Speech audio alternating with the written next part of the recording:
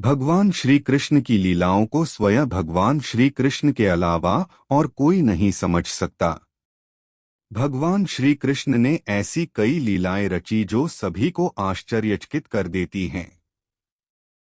भगवान श्री कृष्ण की इन्हीं अद्भुत और रहस्यमयी लीलाओं में से मुख्य है महाभारत का युद्ध और अपने ही माता पिता को कंस के कारागार से 14 वर्षों बाद छुड़वाने की लीला।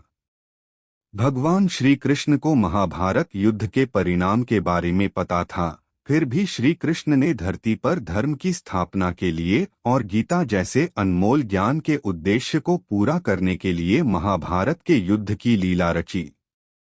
भगवान श्री कृष्ण स्वयं भगवान थे, फिर भी उनके माता पिता को कंस के कारागार में 14 वर्षों तक बंदी बनना पड़ा।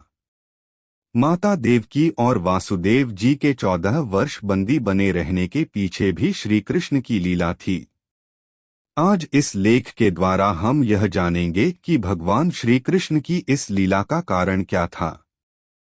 पंडित इंद्रमणि घनश्याल बताते हैं कि श्रीमद् भागवत में यह वर्णन मिलता है कि देवकी और वासुदेव जी की 8वीं संतान द्वारा ही मथुरा के राजा कंस का अंत होने वाला था। कंस ने देवकी की 7 संतानों को मार दिया था। भगवान श्री कृष्ण माता देवकी और वासुदेव जी की 8वीं संतान थे। कंस के अत्याचार से बचाने के लिए वासुदेव जी ने श्री कृष्ण को गोकुल में नंद बाबा के घर पर छोड़ दिया। तभी से भगवान श्री कृष्ण नंद बाबा और माता यशोदा के पुत्र कहलाए। भगवान श्री कृष्ण यह बात जानते थे कि उनके असली माता पिता कंस के कारागार में बंदी हैं।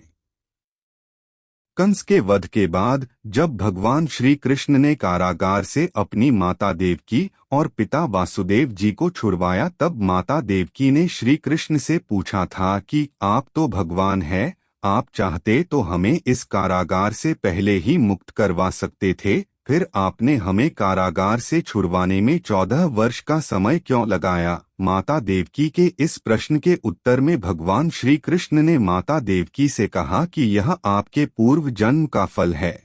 पूर्व जन्म में आप अयोध्या के राजा दशरथ की तीसरी पत्नी माता कैकेयी थी और मैं राजा दशरथ और माता कौशल्या का पुत्र श्री राम था। आपने अपने पूर्व जन्म में मुझे 14 वर्षों का वनवास दिया था।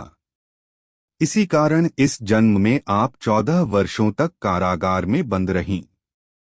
माता यशोदा पूर्व जन्म में मेरी माता कौशल्या थीं, जो अपने पुत्र श्री राम से 14 वर्षों तक दूर रही। इसलिए इस जन्म में मैं पहले 14 वर्ष उनके साथ रहा। इसी कारण भगवान श्री कृष्ण ने माता देवकी और वासुदेव जी को 14 वर्षों के बाद कारागार से मुक्त करवाया। दोस्तों, ये कहानी आपको कैसी लगी कृपया कमेंट के माध्यम से अवश्य बताएं और चैनल को सब्सक्राइब करना ना भूलें। धन्यवाद।